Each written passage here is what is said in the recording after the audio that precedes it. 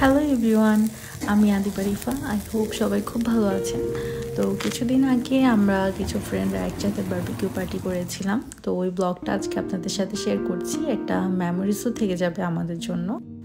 যদিও এই দেশে উইন্টারের সময় বারবিকিউ পার্টিটা করা হয় না, করা হয় সামারের সময়, বাট তাও আমাদের একদম হুট করেই প্ল্যানটা করা হয়েছিল, যেহেতু সিফাতের জবের থেকে কিছুদিন বন্ধ ছিল।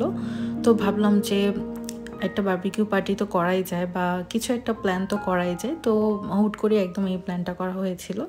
আমরা মাত্র ছিলাম চারজন ফ্রেন্ড একসাথে বারবিকিউ পার্টি করেছি। অ্যাকচুয়ালি খুবই ভালো লেগেছিল ওই দিন। এই তো আপনারা দেখতেই পাচ্ছেন, আমরা সবাই গল্প করছিলাম আর বারবিকিউ করছিলাম। অ্যাকচুয়ালি ওরা দুজনেই করছিল বারবিকিউ, তো আমরা দেখছিলাম, আমরা গল্প করছিলাম। আর আমরা নিয়েছিলাম চিকেন, নিয়েছিলাম বিফ স্টেক, নিয়েছিলাম ওরা তা ফিশ নিয়েছিলাম, আর ছিল পটেটো, দেন কাস্তানিয়া ছিল। এটা কাস্তানিয়া হচ্ছে এদেশের একটা বাদাম টাইপের, আপনারা হয়তো অনেকেই চিনে থাকবেন। তো আমরা ওই টাইমে বলছিলাম যে যদি এখন কোনো ইটালিয়ান দেখে যে আমরা বারবিকিউ করছি এই ঠান্ডাতে, তাহলে ওরা হাসবে, কারণ ওরা সবসময় সামার টাইমে করে। বাট যদিও আমার কাছে মনে হয় যে সামারের সময় অনেক বেশি গরম থাকে এইসব দেশে, তো আগুনের সামনে এতক্ষণ দাঁড়িয়ে থাকাটা আমার মনে হয় যে একটু টাফ ব্যাপার। তো যাই হোক, আমরা বারবিকিউ পার্টিটা করেছিলাম আমাদের ফ্রেন্ডদের বাসায়। ওদের বাসার নিচে অনেক বড় স্পেস ছিল, তো নিচে ওরা দুজন ফিশ দেন হচ্ছে চিকেন ওগুলো বারবিকিউ করছিল, আর আমরা উপরে এসে পড়েছি। তো আমরা এখানে পরোটা বানাচ্ছিলাম, নান রুটি বানাচ্ছিলাম, আবার কিছুক্ষণ পরপর নিচেও যাচ্ছিলাম দেখতে।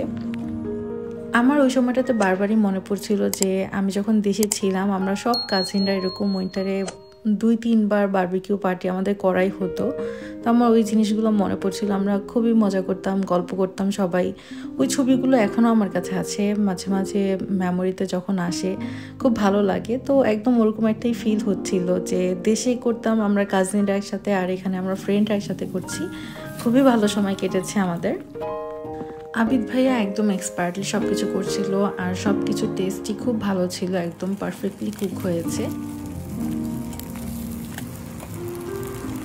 এই তো এখানে ফিশের সাথে কাস্তানিয়াও দেওয়া হয়েছে।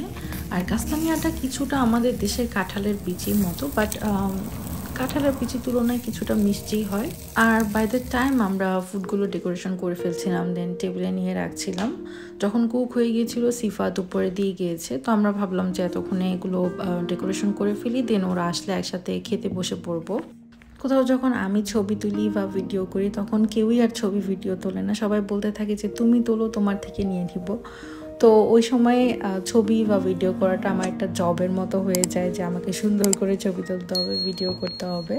তো ওই টাইমে আমার ফ্রেন্ড বলছিল যে দাঁড়াও, আমি তোমাকে কিছু ক্যান্ডেল জ্বালিয়ে দিই, তুমি ওগুলো দিয়ে একটু ছবি তোলো। তো আমি আবার বলছিলাম যে এটা তো একটা ক্যান্ডেল লাইট ডিনারের মতো হয়ে যাচ্ছে, ফ্রেন্ডসদের ক্যান্ডেল লাইট ডিনার। তো এই ছিল আমাদের ফ্রেন্ডসদের একটা বারবিকিউ পার্টি বা বারবিকিউ ইভিনিং। তো এই ব্লগটা আমার জন্য একটা সুন্দর মেমোরিজ হয়ে থাকবে, আমি দেখতে পারবো পরে যখন মন চাইবে। আর আই হোপ যে আপনাদেরও ভালো লেগেছে ব্লগটা। তো নেক্সট ব্লগে সবার সাথে আবার দেখা হবে। টিল দেন সবাই ভালো থাকবেন, বাই বাই।